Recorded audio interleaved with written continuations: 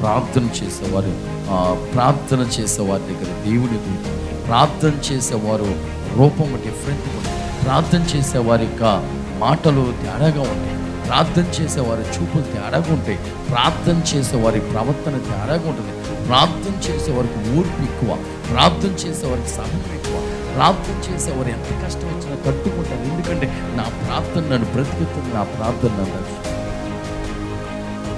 ఆ ప్రార్థన అనేది లేకపోతే ఆ వ్యక్తి ఎలా ఉంటారో డిఫరెంట్గా ఉంటారు.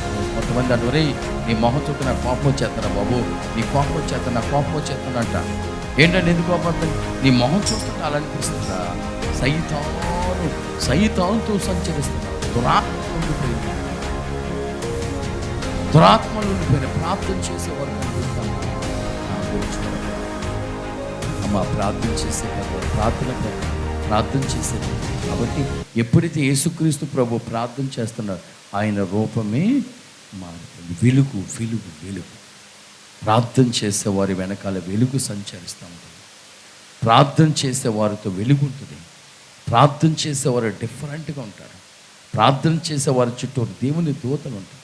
ప్రార్థన చేసేవారి చుట్టూరు దేవుని యొక్క అగ్ని అగ్ని అగ్ని అగ్ని సంచరిస్తుంది. ప్రార్థన చేసేవారి చుట్టూరు దేవుని అగ్ని ప్రాకారంలో కంచిగా ఉంటాయి. కాబట్టి ఈ విషయాన్ని మనసులో ఉంచుకోండి.